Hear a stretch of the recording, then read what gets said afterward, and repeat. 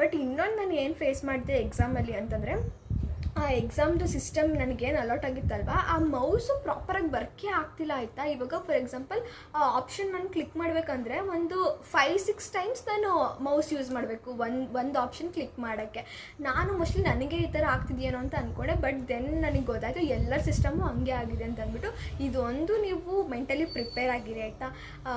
ಅಂದರೆ ಮೌಸ್ಗಳು ಸರಿಗೆ ವರ್ಕೇ ಆಗೋಲ್ಲ, ಇದೇ ಪ್ರಾಬ್ಲಮ್ ಈ ಆನ್ಲೈನ್ ಎಕ್ಸಾಮ್ಸ್ಗಳಲ್ಲಿ. ರಿಟರ್ನಲ್ಲಿ ಅಂದರೆ ಹೆಂಗೋ ಬರ್ಬಿಡ್ಬೋದು, ಬಟ್ ಈ ಆನ್ಲೈನ್ ಎಕ್ಸಾಮ್ ಎಷ್ಟು ಎಷ್ಟು ಕನ್ವೀನಿಯೆಂಟ್ ಇರುತ್ತೋ ಅದೇ ಥರ ಈ ಥರ ಚಿಕ್ಕ ಪ್ರಾಬ್ಲಮ್ ಅಂತ ಅನಿಸುತ್ತೆ ನೋಡೋಕ್ಕೆ. ಬಟ್ ಅಲ್ಲಿ ಆ್ಯಕ್ಚುಲಿ ನಾನು ಎಷ್ಟು ನರ್ವಸ್ ಆದೆ ಅಂತಂದರೆ, ನನಗೆ ಮೌಸ್ ವರ್ಕ್ ಆಗ್ತಿಲ್ಲ ಅಂತ ಅಂದ್ಬಿಟ್ಟು ನಾನು ಇನ್ವಿಜಿಲೇಟರ್ನ ಕರೆದಿದ್ದೀನಿ ಹೇಳೋಕ್ಕೆ, ಸರ್ ಇದು ಮೌಸ್ ವರ್ಕ್ ಆಗ್ತಿಲ್ಲ ನೋಡಿ ಅಂತ ಅಂದ್ಬಿಟ್ಟು. ಆಮೇಲೆ ಅವರೇ ಹೇಳಿದರು ಲೈಕ್ ಕ್ಲಿಕ್ ಮಾಡಬೇಕು, ಒಂದು 3-4-5 ಟೈಮ್ಸ್ ಕ್ಲಿಕ್ ಮಾಡಿದ್ರೆ ವರ್ಕ್ ಆಗುತ್ತೆ ಅಂತ ಅವರು ಹೇಳಿದ್ರು ನನಗೆ. ಸೊ ಆಗ ನಂಗೆ ಗೊತ್ತಾಯ್ತು, ಓಕೆ ಒಂದ್ಸಲಿ ನಾನು ಏನಾದರೂ ಆಪ್ಷನ್ ಕ್ಲಿಕ್ ಮಾಡಬೇಕಂದ್ರೆ ನಾನು ಮೌಸ್ನ 3-4-5 ಟೈಮ್ಸ್ ಕ್ಲಿಕ್ ಮಾಡಬೇಕು ಅಂತ ಅಂದ್ಬಿಟ್ಟು. ಸೊ ಇದನ್ನೊಂದು ನೀವು ಮೆಂಟಲಿ ಪ್ರಿಪೇರ್ ಆಗಿಬಿಟ್ಟು ಹೋಗಿರಿ ಆಯಿತಾ. ಅಂದರೆ ನಿಮ್ಗೆ ಗಲಾಟ್ ಆಗಿರೋ ಸಿಸ್ಟಮಲ್ಲಿ ಮೌಸ್ ಕರೆಕ್ಟಾಗಿ ವರ್ಕ್ ಆಗದೆ ಇರ್ಬೋದು, ಹಂಗಂತ ಅವ್ರೇನಲ್ಲಿ ರೀಪ್ಲೇಸು ಮಾಡಲ್ಲ ಆಯಿತಾ. ಮೆಜಾರಿಟಿ ಆಫ್ ದ ಕೇಸಸಲ್ಲಿ ಮೌಸ್ ರೀಪ್ಲೇಸ್ ಮಾಡಿ ನಿಮಗೆ ಬೇರೆ ಮೌಸ್ ಕೊಡೋದು ಅವೆಲ್ಲ ಮಾಡಲ್ಲ, ಜಸ್ಟ್ ಇದಕ್ಕೆ ಅಡ್ಜಸ್ಟ್ ಆಗಿ ಅಂತ ಹೇಳ್ತಾರೆ. ಸೊ ಇದೊಂದು ನೀವು ಮೆಂಟಲಿ ಪ್ರಿಪೇರ್ ಆಗಿರಿ. ಸೊ ಇಷ್ಟೇ. ಅಕಸ್ಮಾತ್ ಏನಾದರೂ ನಿಮ್ಮದು ಮಧ್ಯಾಹ್ನದ ಸ್ಲಾಟ್ ಸಿಕ್ಕಿದ್ದು ಅಂದರೆ ಇನ್ನೂ ಈಸಿ, ಆರಾಮ್ಸೆ ನೀವು ಸೆಂಟರ್ನ ರೀಚ್ ಆಗ್ಬೋದು. ಬಟ್ ಹಂಗಂತ ಅಂದ್ಬಿಟ್ಟು ಚಾನ್ಸ್ ತೊಗೊಳಕ್ಕೆ ಹೋಗಬೇಡಿ. ಇವಾಗ 2 ಗಂಟೆ ಎಕ್ಸಾಮ್ ಅಂತಂದರೆ ನೀವು 1 ಗಂಟೆಗೆಲ್ಲ ಅಲ್ಲಿರಬೇಕು, ಬಿಕಾಸ್ 1 ಗಂಟೆನೇ ಇರುತ್ತೆ ರಿಪೋರ್ಟಿಂಗ್ ಟೈಮ್. 1 ಗಂಟೆ ಲೈಕ್ 1 ಅವರ್ ಮುಂಚೆ, ಎಕ್ಸಾಮ್ ಸ್ಟಾರ್ಟ್ ಆಗೋಕ್ಕೂ 1 ಅವರ್ ಮುಂಚೆನೇ ರಿಪೋರ್ಟಿಂಗ್ ಟೈಮ್ ಇರುತ್ತೆ. ಸೊ ಅಕಸ್ಮಾತ್ ನಿಮ್ಮದು ಮಧ್ಯಾಹ್ನ ಸ್ಲಾಟು ಆಫ್ಟರ್ನೂನ್ 2 ಗಂಟೆಯಿಂದ 5 ಗಂಟೆ ಸ್ಲಾಟ್ ಅಂತಂದರೆ ನೀವು ಆದಷ್ಟು ಬೇಗ ಒಂದು 12:15 1 ಗಂಟೆಗೆಲ್ಲ ಸೆಂಟರ್ನ ರೀಚ್ ಆಗಿ. ಬಟ್ ಸೆಂಟರ್ ಒಳಗಡೆ ಹೋಗಬೇಡಿ, ಹೊರಗಡೆ ನಿಂತ್ಕೊಂಡು ರಿವಿಷನ್ ಮಾಡ್ಕೊಂಡ್ಬಿಟ್ಟು 1:15 1:40 ನೀವು ಒಳಗಡೆ ಹೋಗಿ ಆಯಿತಾ. ಸೊ ಅಲ್ಲಿ ನೋಡಿ ಕ್ರೌಡೆಲ್ಲ ಎಷ್ಟಿದೆ ಏನು ಅಂತ ಅಂದ್ಬಿಟ್ಟು, ಬಿಕಾಸ್ ಅಲ್ಲಿ ಫಸ್ಟು ಅವ್ರು ಚೆಕ್ ಮಾಡ್ತಾರೆ ನಿಮ್ಮದು ಆಧಾರ್ ಕಾರ್ಡು ಮತ್ತು ಹಾಲ್ ಟಿಕೆಟ್ ಎಲ್ಲ ಚೆಕ್ ಮಾಡ್ತಾರೆ ಅಲ್ವಾ. ಸೊ ಇನ್ ಕೇಸ್ ಜಾಸ್ತಿ ಏನಾದರೂ ಕ್ರೌಡ್ ಇತ್ತು ಅಂತಂದರೆ ಡೆಫಿನೆಟ್ಲಿ ಟೈಮ್ ತೊಗೊಳುತ್ತೆ ಅಲ್ವಾ ಚೆಕ್ ಮಾಡಿ ಒಳಗಡೆ ಬಿಡೋಕ್ಕೆ.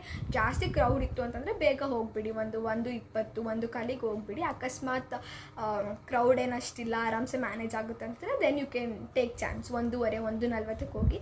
ಹಂಗಂತ ಅಂದ್ಬಿಟ್ಟು 2 ಗಂಟೆ ಎಕ್ಸಾಮ್ ಅಲ್ವಾ ಬಿಡು 1:50 1:55 ಹೋಗ್ತೀನಿ ಅಂತೆಲ್ಲ ಅಷ್ಟು ಇದಕ್ಕೆ ಹೋಗ್ಬೇಡಿ. 1:40 ಮ್ಯಾಕ್ಸಿಮಮ್ ಅಷ್ಟರೊಳಗಡೆ ಹೋಗ್ಬಿಡಿ ಆಯಿತಾ.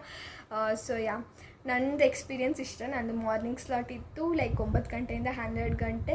ನಾನು ಒಳಗಡೆ ಹೋಗಿದ್ದು 8:00 ಹೋಗಿದ್ದೆ ಒಳಗಡೆಗೆ. ಸೊ ಒಂದು 10 ಮಿನಿಟ್ಸಲ್ಲೆಲ್ಲ ಮುಗೀತು, ಬಿಕಾಸ್ ನಾನು ಹೋದಾಗ ಕ್ರೌಡ್ ಅಷ್ಟು ಇರಲಿಲ್ಲ ಅಲ್ಲಿ. ಸೊ 8:00 ನಾನು ಒಳಗಡೆ ಹೋದೆ. 8:40 8:45 ಆಲ್ರೆಡಿ ನಾನು ಸಿಸ್ಟಮ್ ಮುಂದೆನೇ ಕೂತಿದ್ದೆ. 1/4 ಗಂಟೆ ಸುಮ್ಮನೆ ರಿಲ್ಯಾಕ್ಸ್ ಮಾಡಿದೆ. ಅದಾದಮೇಲೆ ಎಕ್ಸಾಮ್ ಸ್ಟಾರ್ಟ್ ಆಯಿತು. ಒಂದು 11:15 ಸಬ್ಮಿಟ್ ಮಾಡಿದೆ, ಹೊರಗಡೆ ಬಂದೆ. ಅದಾಗಿ ಎಕ್ಸಾಮ್ ಮುಗಿದು ಒಂದು 1 ಮಂತ್ 1.5 ಮಂತ್ ಏನೋ ಆಗಿತ್ತು. ಸೊ ಆ ಟೈಮಲ್ಲಿ ರಿಸಲ್ಟ್ ಬಂತು. ರಿಸಲ್ಟ್ ಚೆಕ್ ಮಾಡ್ಬೋದು ಅಂತಂದ್ಬಿಟ್ಟು ನಾವು ಲಾಗಿನ್ ಆಗಿರ್ತೀವಲ್ಲ ಮೇಲಿಗೆ ನನಗೆ ಅದು ಲಿಂಕ್ ಬಂತು ಆಯಿತಾ, ನೀವು ಇದ್ರಲ್ಲಿ ರಿಸಲ್ಟ್ ಚೆಕ್ ಮಾಡ್ಕೋಬೋದು ಅಂತಂದ್ಬಿಟ್ಟು. ಸೊ ನಾನು ಎಗೈನ್ ನಮ್ಮದು ಏನು ಲಾಗಿನ್ ಕ್ರೆಡೆನ್ಷಿಯಲ್ಸ್ ಎಲ್ಲ ಇರುತ್ತೆ ಅದನ್ನೆಲ್ಲ ಹಾಕ್ಬಿಟ್ಟು ರಿಸಲ್ಟ್ ನೋಡಿದೆ. ಆಗ ಸರ್ಟಿಫಿಕೇಟ್ ಬಂತು and you can just download that certificate ಅಷ್ಟೇ ಆಯಿತಾ. ಸೊ ಆ ಸರ್ಟಿಫಿಕೇಟ್ ಡೌನ್ಲೋಡ್ ಮಾಡಿದ್ರೆ ಸೊ ಇಲ್ಲಿಗೆ ಎಂಟೈರ್ ಪ್ರಾಸೆಸ್ ಮುಗೀತು. ಸೊ ಅಕೌಂಟ್ ಕ್ರಿಯೇಷನಿಂದ ಹಿಡಿದು ಕೋರ್ಸ್ ಆಕ್ಸೆಸ್ ಮಾಡೋದ್ರಿಂದ ಹಿಡಿದು ಎಕ್ಸಾಮಿಗೆ ಮತ್ತೆ ರಿಜಿಸ್ಟರ್ ಆಗಿ ಆ ಎಕ್ಸಾಮ್ ಸೆಂಟರಿಗೆ ಹೋಗಿ ಎಕ್ಸಾಮ್ ಬರೆದು ಆಮೇಲೆ ರಿಸಲ್ಟ್ ನೋಡಿದಾಗ ಸೊ ನಿಮ್ಮದು ಕಂಪ್ಲೀಟ್ ಇದು NPTEL ಜರ್ನಿ ಅನ್ನೋದು ಎಂಡ್ ಆಗುತ್ತೆ.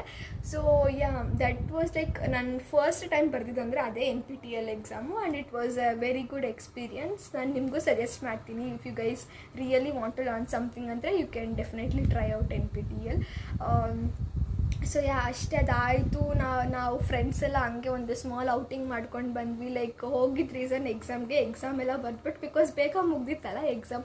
ಸೊ ಹಂಗಾಗಿ ಅಲ್ಲೇ ಸುತ್ತಮುತ್ತ ಇರೋ ಪ್ಲೇಸಸ್ ಎಲ್ಲ ನೋಡ್ಕೊಂಡು ಬಂದ್ವಿ. So it was like chill outing ಥರನೂ ಆಯಿತು, ಎಕ್ಸಾಮು ಆಯಿತು.